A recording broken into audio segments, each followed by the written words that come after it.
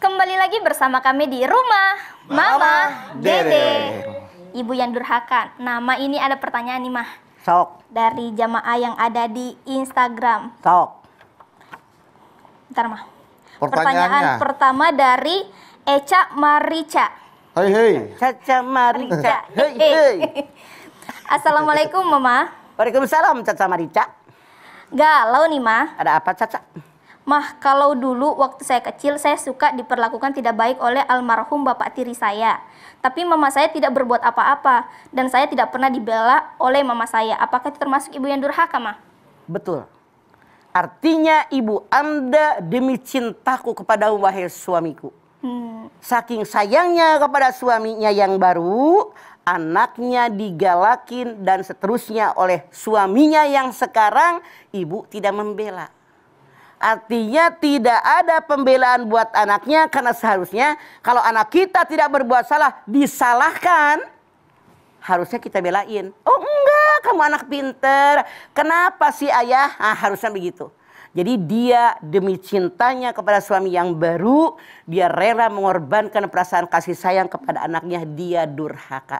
Dan saya yakin sampai mati pun ini anak tidak akan lupa bahwa ibu saya tidak pernah membela saya. Punten dalam tanda kutip, bisa-bisa ketika ibunya ada penderitaan, ada kesusahan, ada kesulitan, ini anak mungkin cuek. Ya. Karena apa? Akibat perlakuan ibunya waktu kecil. Oke. Nih, Mah. Ini juga di dunia entertainment juga banyak mah ibu-ibu yang punya ambisinya besar dibandingkan anaknya. Misalnya? Anak perempuannya kadang-kadang dibawa kalau ke tempat syuting atau dikenalin ke sutradara, ke produser. Tolong nih, ajak deh anak saya, bawa deh. Biar Gitu. diajak syuting. Seolah-olah secara halus itu kayak ingin supaya anaknya sukses, tapi kayak membiarkan anaknya di... Punten, ini juga salah. Karena semua anak itu punya keinginan, walaupun dia anak saya, darah daging saya, turunan saya, walaupun saya misalnya guru ngaji, belum tentu anak menjadi guru ngaji. Yang penting ngerti agama, tapi soal pekerjaan di bidang apa yang dia suka. Makanya di dalam surat As-Saffat ayat 102 dikatakan ketika Nabi Ibrahim diperintahkan menyembelih anaknya Ismail, tidak langsung disembelih. Pangdur madataro, apa yang kau inginkan. Jadi teman-teman bedu yang anaknya di bawah, ayo ikut main, itu salah, memaksakan kehendak.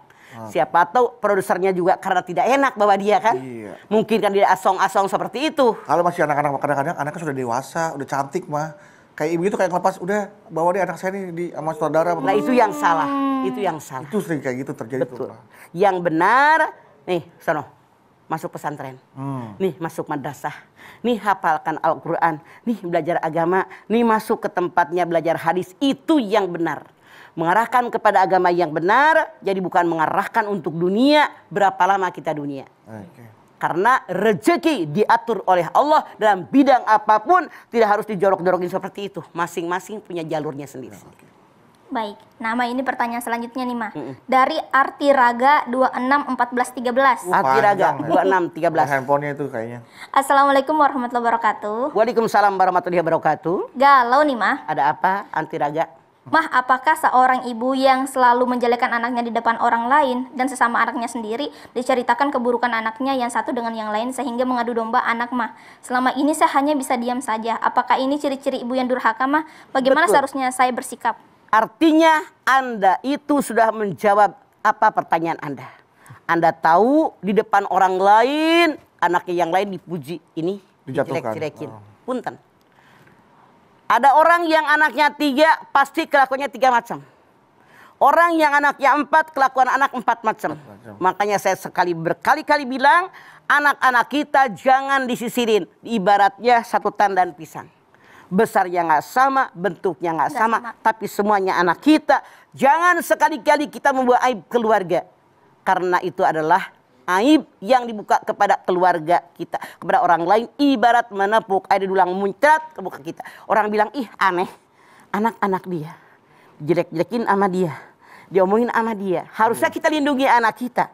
Kita arahkan, kita perbaiki mana yang benar. Kalau soal hasilnya serahkan kepada Allah, bukan diomong-omongin sama orang, kecuali dalam tanda kutip.